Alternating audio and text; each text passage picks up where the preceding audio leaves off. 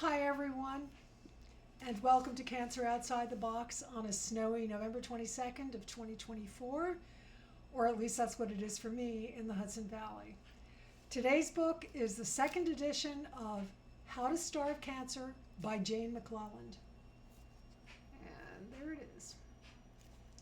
My name is Alona Ross, and I have stage 4 metastatic colorectal cancer. How to Starve Cancer was the first book I got after I was diagnosed in May of 2022, and I'm pretty sure it helped me to survive as long as I have. If you have cancer, please pick up the second edition of this book, How to Starve Cancer. In the 1990s, everyone expected author Jane McLelland to die from metastatic cervical cancer. Instead, she studied the science, and a quarter of a century later, in this book, she shows us how she blocked her tumor's metabolism. I'm past the median time to death for metastatic rectal cancer, and in part it's because I've followed the advice of wonderful thinkers, and now I want to pay it forward by sharing their teachings. Like many survivors, Jane changed her lifestyle and diet and integrated different modalities that work well with conventional care. How to Starve Cancer explains the three main fuels that cancers need: glucose, glutamine, and fatty acids. And she shows how we may be able to block them. The book was an eye-opener. It is not an easy read. Don't think there's something wrong with you if you don't get it the first time around or the second time around. I've read it at least 6 times, and each time I learned something new. It's heavy on the science, and it's confusing. But don't forget, the doctors are confused too, otherwise they'd have better success rates. This book introduced me to transcription factors, transduction factors, and biochemical processes that are upregulated or downregulated in cancer. I learned about mutations to this gene and that gene and the p53 gene, and biochemical pathways with names like JAKT, hedgehog, and notch. Who knew? The book is divided into 2 parts. The first is Jane's amazing personal story.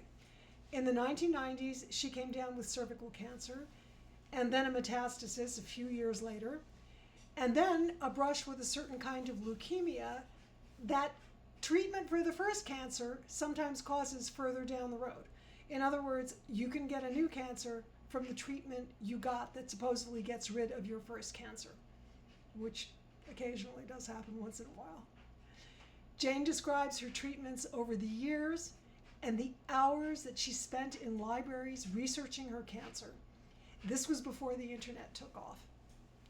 Those hours were well spent because that's how she learned about repurposed meds and supplements that may have helped her save her life. The doctors told her she was going to die, but she didn't take them at their word, and she didn't give up. She kept up with her research, and despite resistance from the medical establishment, she eventually found the right doctors to prescribe the right medicines.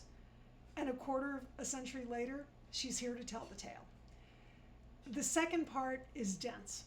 It's a big fat science quagmire, and it's all about disease process. And the reason it's so hard to understand is because nobody really understands it. Because otherwise, the survival statistics would be a lot better than they are. So it's not you and it's not her, it's just the way it is. But to simplify it a little bit, Jane's message is that we must block 3 main foods for cancer, and they are glucose, glutamine, and fatty acids. She says cancer reroutes to get the building blocks and energy it needs, and she likens that rerouting to an underground subway station. An underground subway system. If one station closes, you simply reroute. And as such, she doesn't want us to block just one pathway. She wants us to block many. And the good news is that many supplements and medicines block more than one pathway. You won't get specific advice for your kind of cancer. She's not a doctor, and she can't give medical advice. Like I said, the book is chock full of information, and I had to read it many, many times, and I still haven't taken it all in.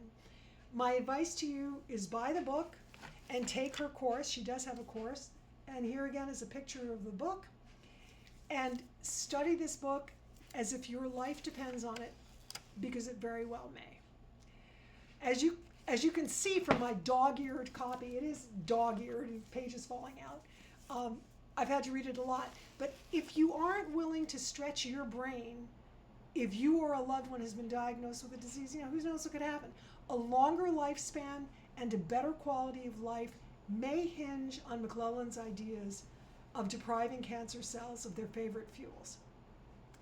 If you want a deeper dive, including more information about the pathways, you'll need to visit me on another platform. My channels are not all populated yet, but God willing, if I stay alive, they will be. Different platforms have different, how shall we say, curating policies.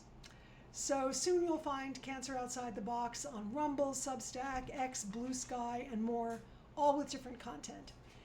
In case you wonder, nobody's sponsoring me, and I don't get a dime for my reviews. I'm broke, so please see the links below to my GoFundMe and a tax-deductible option through my fiscal sponsor. You can also send me something from my Amazon wish list, because I'm in such straits that sometimes basics like toilet paper show up on that list. I have 2 dogs and a cat, and I can't afford to take them to the vet. That's how bad it is. If you cannot afford to donate, and believe me, I get it, because a lot of us are in my situation, please keep coming back to listen to the book reviews. If it's a choice of donating or buying a book to educate yourself, get the book. But if you have something to spare, please think of me. Thanks for watching.